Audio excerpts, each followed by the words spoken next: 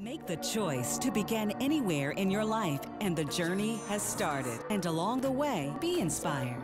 Listen to the stories by joining the president of Howard University, Dr. Wayne A.I. Frederick, on The Journey.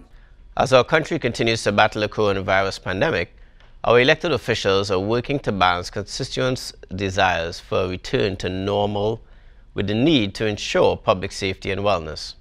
Hello, my name is Dr. Wayne Frederick, and my guest today on The Journey is the current Lieutenant Governor of Maryland, Republican Boyd Rutherford, an accomplished attorney and public servant with experience working for the federal government as well as state government.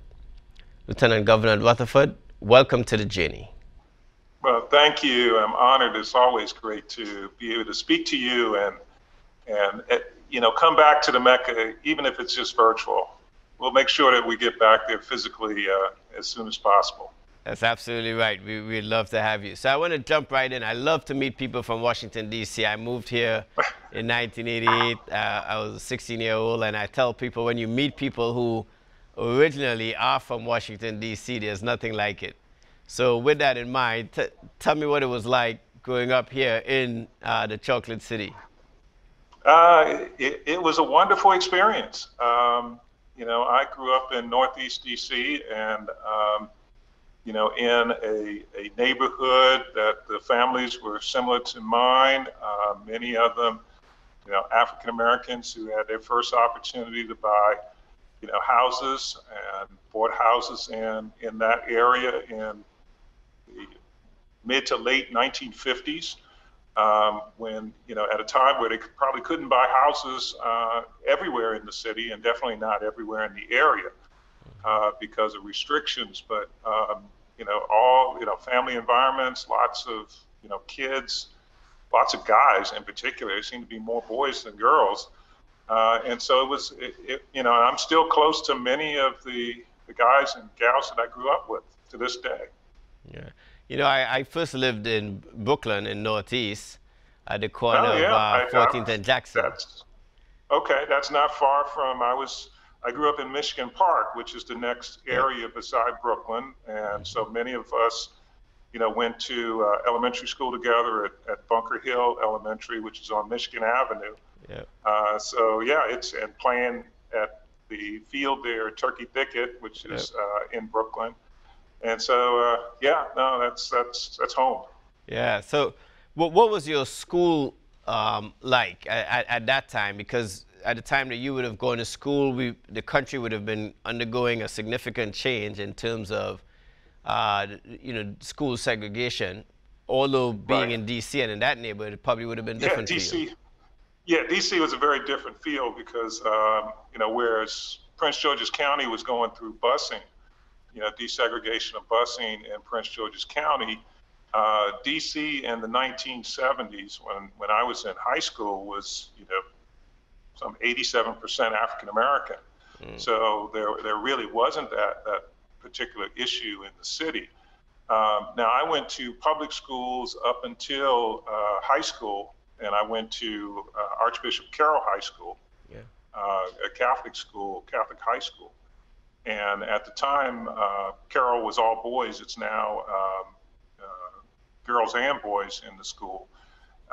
And probably 60% of the students at that time were white students, many of them from Prince George's County.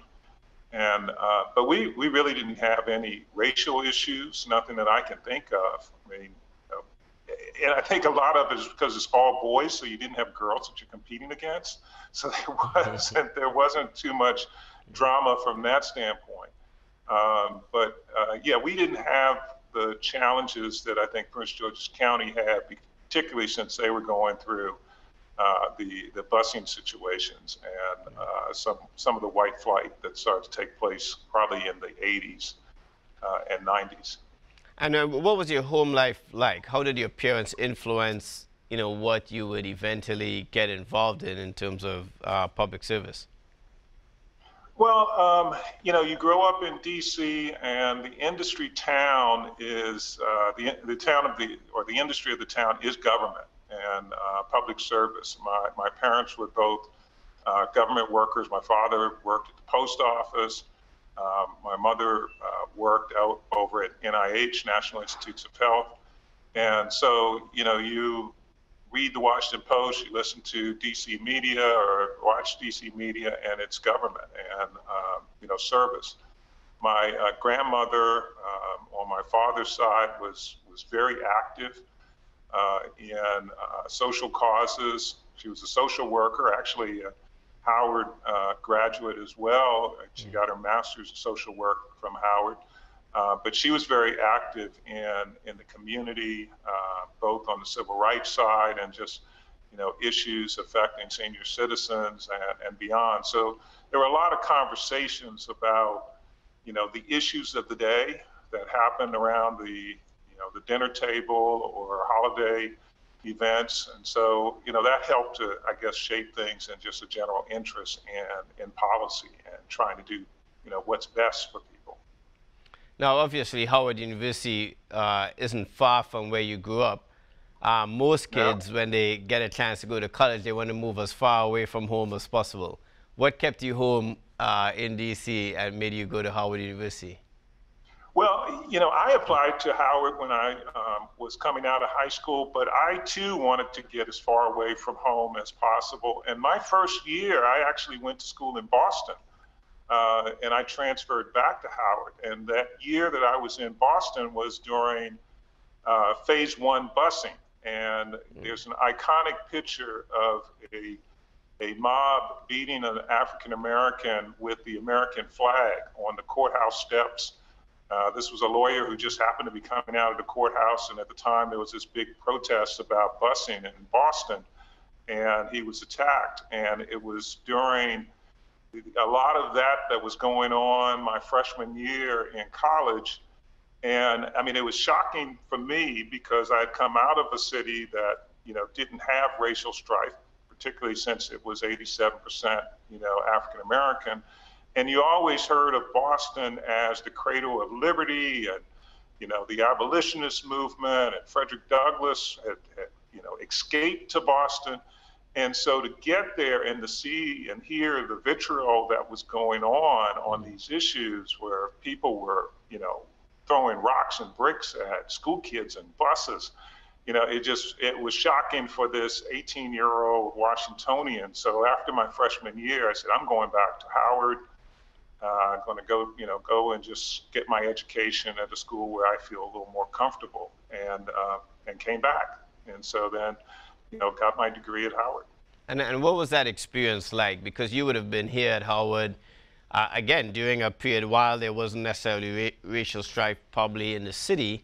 I would imagine there was a bedrock of student activism at the time that you were here. Yeah, I mean, I think a lot of the activism, was really looking internationally in terms of what was going on in South Africa, what was going on in some of the other African countries. I can remember, speakers coming in, and I can't remember which country it was in particular, but there was an African dignitary coming in, and a number of the African students who were from that same country were protesting that person coming in because they were, claiming that this individual was a dictator and had a poor civil or human rights record. So a lot of the activism I saw was international focused. Although we had, as Howard always has, a number of speakers that come in to talk about issues that are domestic in nature, and I would try to participate, where I could in those and take advantage of the opportunity that was there at Howard. And I say opportunity because I had transferred from another school. I think I appreciated the opportunities that Howard presented maybe a little bit more than some of the students who had started there as freshmen. Right. Because I had seen the difference in school, and I could feel the difference in being at Howard versus when I was in Boston. Right. And obviously, you would go on to get a master's and your law degree from USC. That's, again, very different. You went to the West Coast. Apart from climate, very different political scene, I would imagine, as well. at that time? Yeah. Well, I had, and I had worked when I first came out of Howard. I moved to New York City and I worked in New York, and then outside New York in New Jersey for a number of years before relocating to the West Coast and decided to go to law school and graduate school while I was out there. And I tell people all the time, the Howard experience, I think, really helped me through that process. And also being a little more mature than some of the other first-year students. When I came in to the law school class, we had a class of 181 students, and there were 6 of us who were African Americans, 6 African Americans out of 181 students. And I can remember being in the combined ethnic Black student, Latin student, Asian student offices, and talking to some of the other students, and they were, kind of voicing concerns about being the only African American or one of 2 African Americans in their class. There may have been 75 students in, first year class, and just saying how people were looking at them when they were asked a question. And I said to them, you're reading too much into this. I said, those students aren't really caring about the fact that you're answering the question or how the question is answered. They're just happy they didn't get called on. And I think it was that I came into the situation without the baggage that many of these kids had from the schools that they had gone to before, where they truly felt like they were, a minority or out of place in the school. And so they brought that same kind of feeling into the law school, whereas I had gone through the experience of Howard, where I just went through school like any other student, because I didn't, there was, that level of acceptance. So when I got to graduate school and law school, I didn't have that baggage. I wasn't looking over my shoulder. I wasn't concerned that someone was, trying to assess what I said because of the fact that I was an African American in that class. I knew that the folks that were there, they, if they were looking at me, they were just happy that they didn't get called on in the law school class and the Socratic method.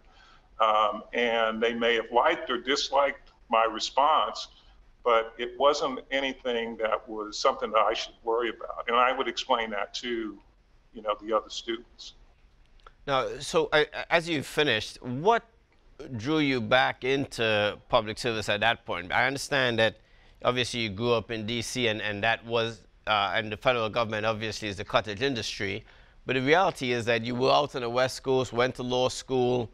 I can imagine lots of opportunities to go into private practice and do so many other things, entertainment law, etc. What still drew you back to public service and got you into the federal government? Well, I still paid attention to policy even while I was practicing law, both on the West Coast, and eventually I returned back to the East Coast and I was practicing in DC. And a lot of the work that I did was governmental related. Some of it was environmental work that dealt with either state or federal environmental laws and rules, and some energy work.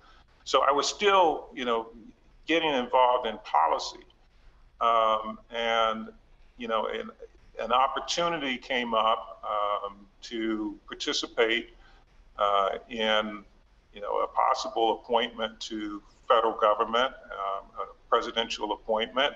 And it was partly because it was people that I had come to know in alumni as well as in social settings, that I thought it would be something that I could enjoy, and I really did enjoy it, because you feel as though you have an opportunity to make a difference, at where you can help people, and it's not that you're just helping yourself, say financially, or helping a client in a situation that they have, but you really are doing the greatest good.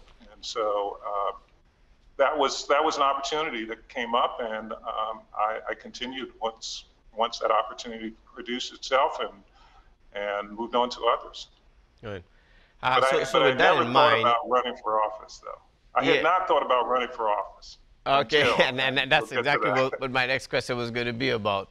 What then made you make the switch to run for office? Because most public officials will tell you they either are ambivalent about running for office or they see it as a necessary evil. But what's your frame of reference on running for I'd office? say much more ambivalent. I was not really interested in running for office. I had people ask me from time to time, but it really wasn't until Governor Hogan, then just citizen Larry Hogan, asked me to join him. And we had been friends. We had worked together in the prior Governor Ehrlich's administration. We had developed a friendship during that time and continued to, socialize together. Our families had socialized together. The strange world that we all live in is that his wife's middle daughter and our oldest son actually went to high school together, so they knew each other before Larry and I knew each other. Okay. And so when he asked me to join him, and he explained his reasons for asking me, I thought there was something I could add, my governmental experience, particularly as operational. If you look at my resume in terms of government, it's been much more operational than policy. It's, making sure the trains are running on time. And so I thought there was something I could do, some benefit that I could bring. And I think it was a good time in my life. My kids were out of the K through 12 experience. And so I thought it would be something that was worthwhile. Well, what are some of the biggest challenges you think you've faced as Lieutenant Governor? Obviously, the pandemic, I would imagine, would be one of those. But outside of the pandemic, what are some of the other challenges that you think you've faced that have been pretty significant? Yeah, sometimes when you are working on something and you get most people agreeing that it is the right thing to do, right approach to take, there are other interests that in some cases may be, self-interest that kind of step in the way of, doing what you believe is the right thing and what there's a large number of people feel is the right thing. And that could be frustrating, from a policy standpoint. Sometimes the lack of, it gets put in partisan, framework, but the lack of being able to really address challenges without folks, taking positions purely on partisan grounds or on the position that, a particular group that is outside of the state of Maryland, may be supporting a direction, and they follow that along just to oppose what it is that you're, a reasonable policy, and not willing to even, kind of discuss it. That can be somewhat frustrating, but that's really rare, in terms of, how many things that we deal with on a daily basis. I'd have to say, for me, a lot of that is rare, but you do face that, and that can be frustrating. Right. Now, you're part of the Maryland Equity Task Force as it relates to vaccinations, and you've been touring the vaccination centers throughout Maryland. What have you gleaned so far from that process, and as well, I think, from the overall pandemic and how it has impacted us? Well, one of the big thing that you see is that we really have to make sure we get the vaccines, to people where they are.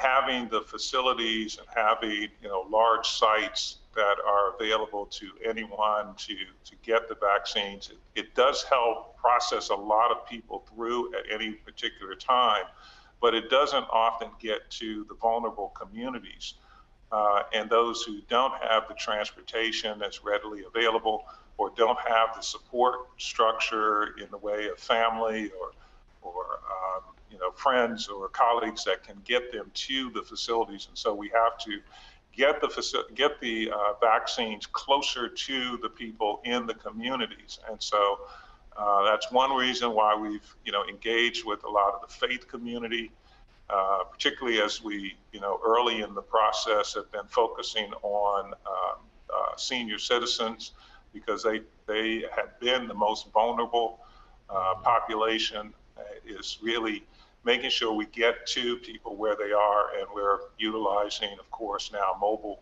sites to get into various communities. There isn't much resistance that we're finding, particularly in the older populations. And when I say older, probably 60 and above. We are a little concerned about the younger population when we get to the 20 and 30-something year olds. And so that's going to be another challenge that we'll have to address as we continue to open this up. Right. And as you look at Maryland's reopening strategy and the concern about spikes, do you think the citizens of Maryland have been doing what you and the governor have been asking in terms of trying to respect this phases that we've been in and being as patient as can be? No, I definitely think the population, the Maryland citizens, have done an extremely good job of being careful about their distances and wearing masks and washing their hands. We haven't had the type of resistance that other states have had in some cases. I mean, you're always going to have someone, a couple of people who don't think it's as serious as it really is. But the vast majority of the citizens have really taken this very serious from the very beginning. And I think that's why we haven't had the same situations that we saw in New York City and Italy and Spain and some other places where our healthcare systems were overflowing and overrun, because we were able to get out there early and really engage the citizenry, and they took it seriously and have been able to do the right thing as far as protecting themselves and their families.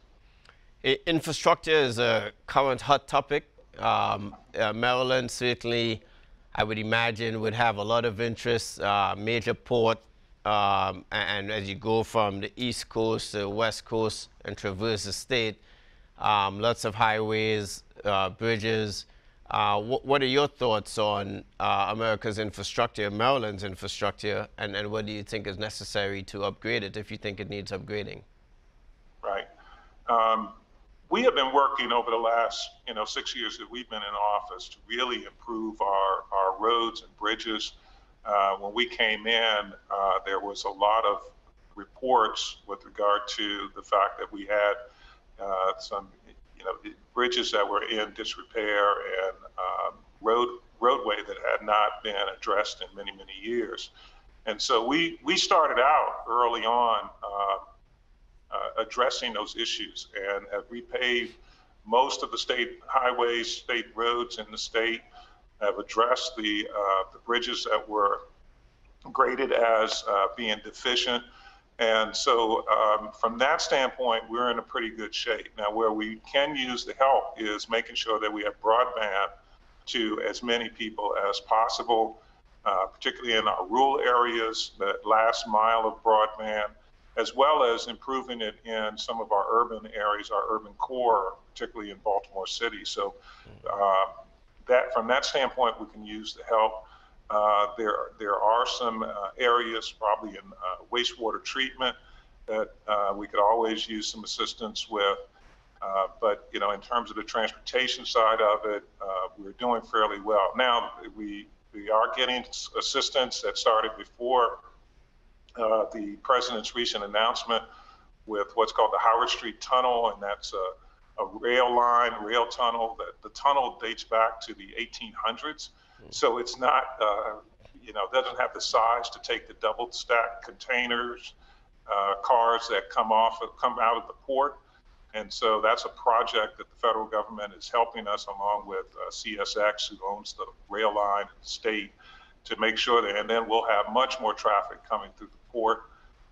There may be some areas where we could get some help in terms of some of the dredging, but we're doing dredging now.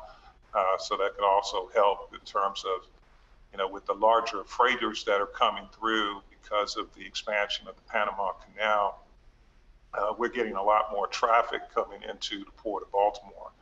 And one of the things people could look at is that historically, the reason the Port of Baltimore was so important is because the connections to the rail lines that got you to the middle of the country and got you to the Midwest. And you could do that much quicker than coming into Norfolk or some of the other ports because you came further inland when you came up the Chesapeake Bay into the Port of Baltimore.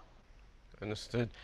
As we wrap, every Howard alum who comes on the show, the closing question is why Howard, but I'm going to put a slight twist on this.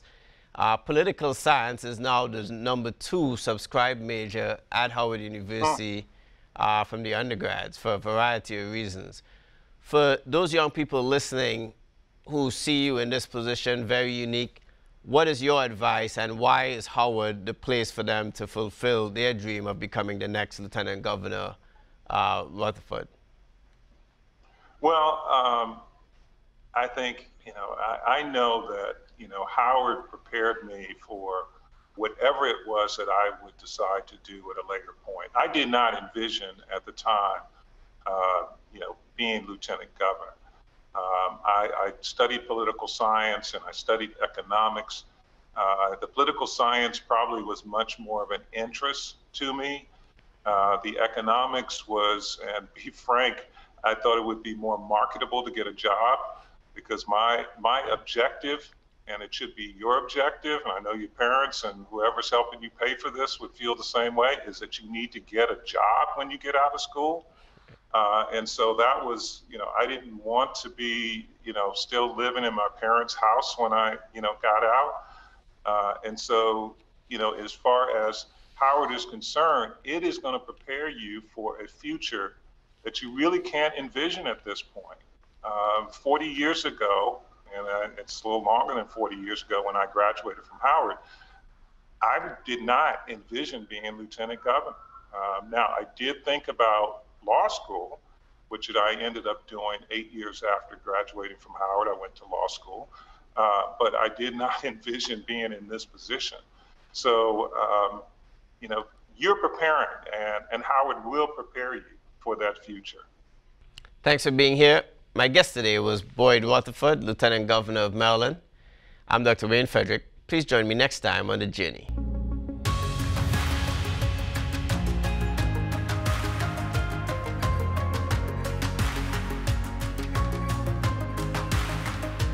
This program was produced by WHUT and made possible by contributions from viewers like you. For more information on this program or any other program, please visit our website at WHUT.org. Thank you.